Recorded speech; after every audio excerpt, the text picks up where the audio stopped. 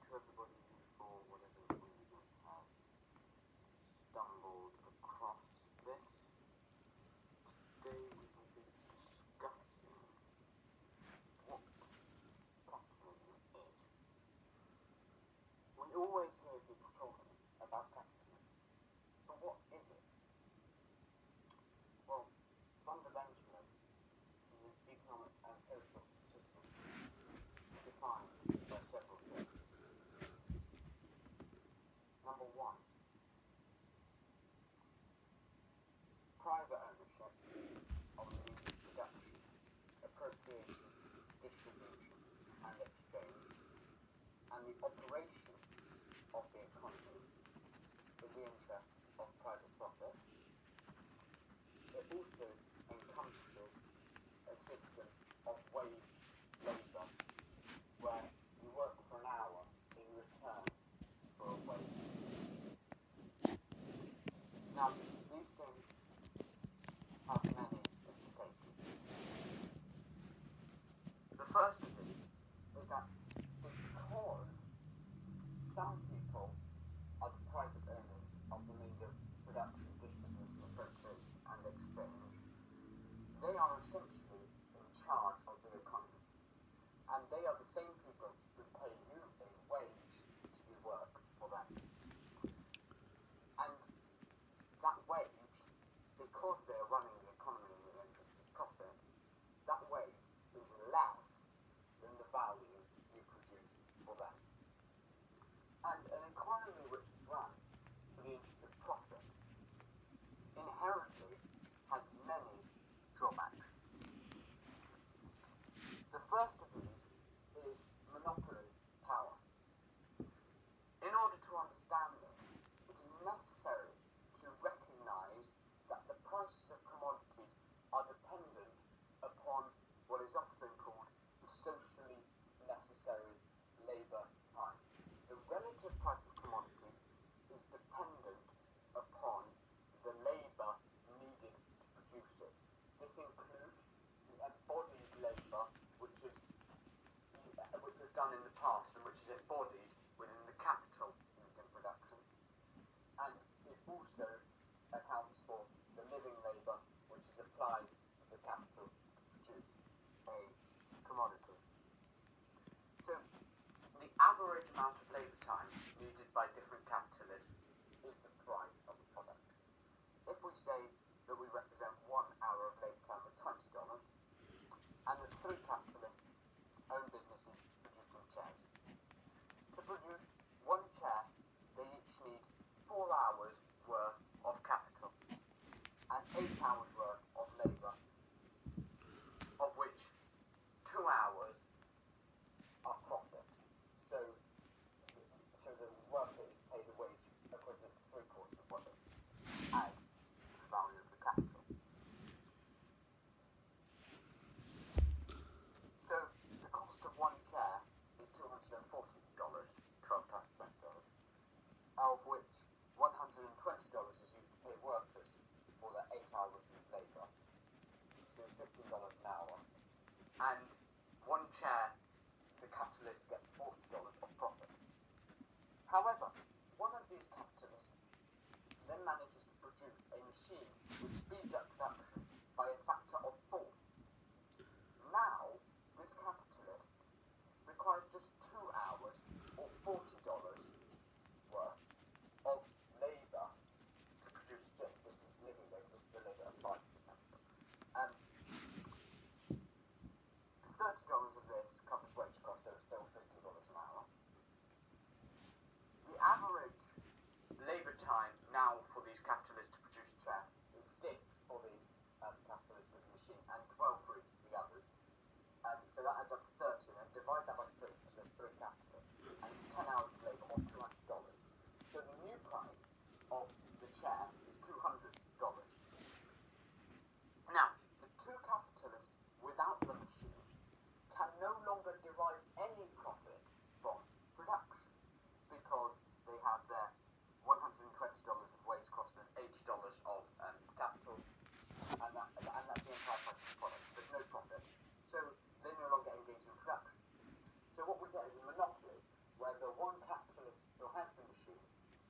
full control over the others. The others could still produce, but they don't because they want to make a profit.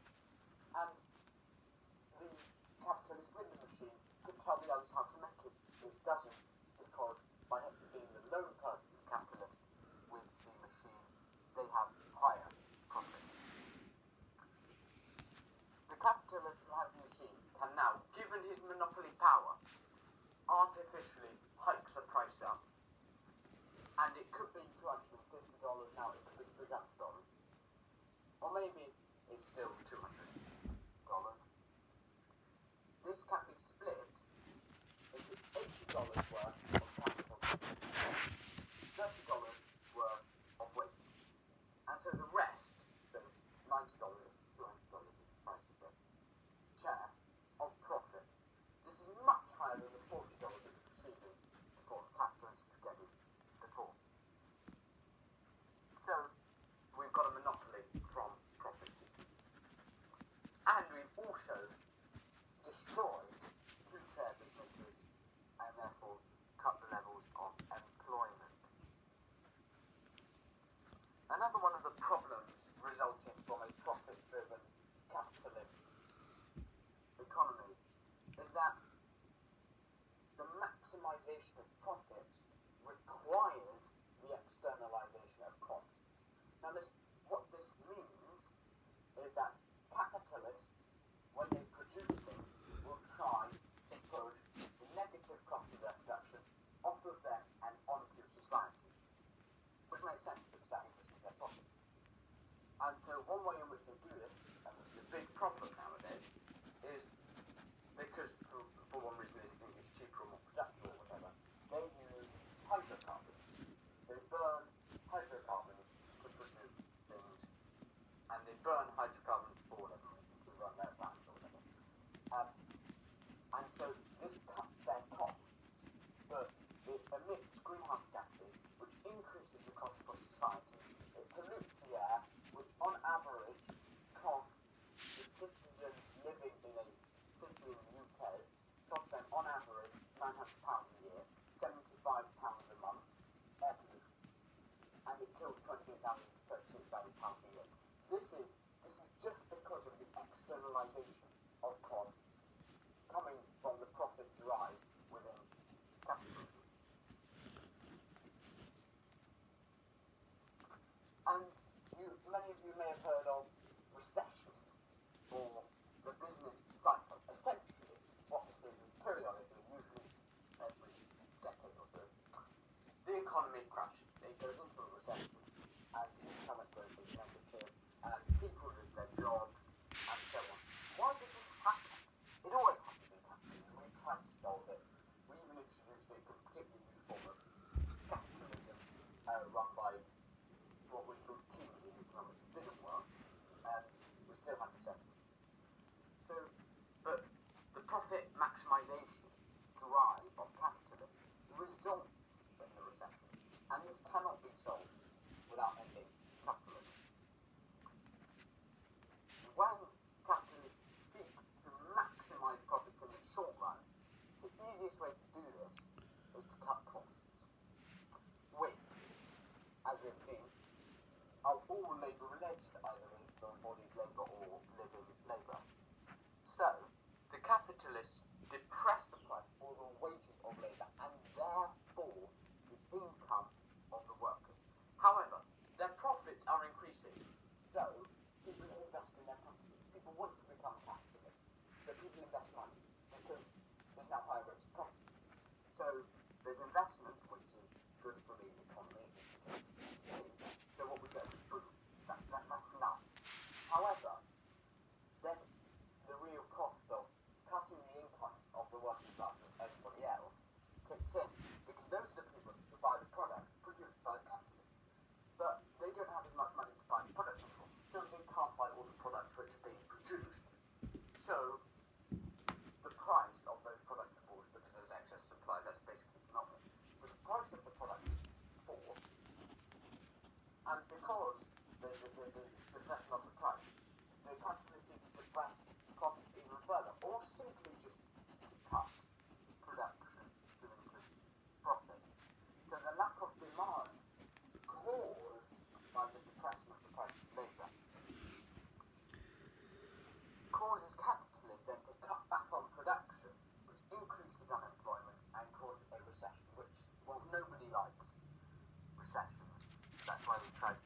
so hard over history to end it.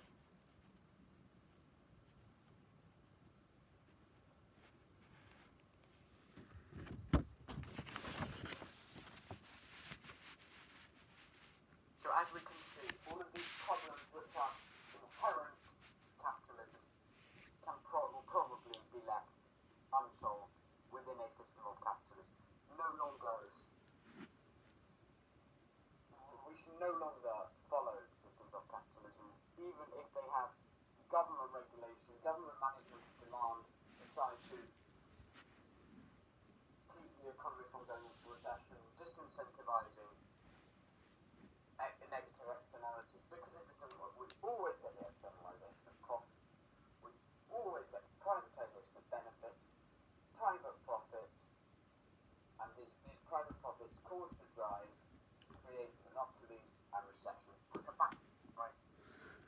There's nothing nice about a monopoly or a recession. A recession just means that some people lose their jobs and that we're all poor. I mean, recessions are not a good thing. And as for monopolies concentrate a huge amount of economic power within one firm, and what that firm can then do is they can use this extra bargaining power to artificially inflate prices well above the natural rate, and then it also gives them monopoly power in the labour market, because in our example, before there were 3 capitalists hiring workers to produce chairs, now there's only 1. So workers who can only produce chairs, for whatever reason, now have to work for that price before they don't have a job. It's not price wages system, so it's not really a nice system. It falls under the weight of its own contribution every decade. We had that in 2008. We're seeing it again now. In the United States and the early 40s, and many times in the early 80s and in the 90s again. But so you have a recession at least every decade in every capitalist country in the world. It's just not alleviated anywhere because they use capitalism. And as long as we use a system of capitalism, we cannot avoid recession. We cannot avoid monopolies.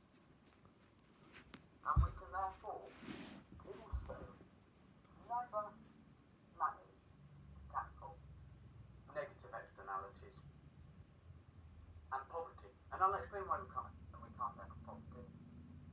We can't tackle poverty for one simple reason. If we have an economy which is geared towards the maximisation of profit, that's what the economy does. It doesn't satisfy people's needs. And often, the maximisation of profit is for the people who own the means of production. So they already own stuff. They can already live, by definition, they have massive amounts of wealth. They can sell the factory and live off their savings for another decade or whatever. So they don't need this money. This is a undertaking stuff. And then you have people at the bottom, the unemployed and poorer workers, and they do need money because they can't buy the necessities to live.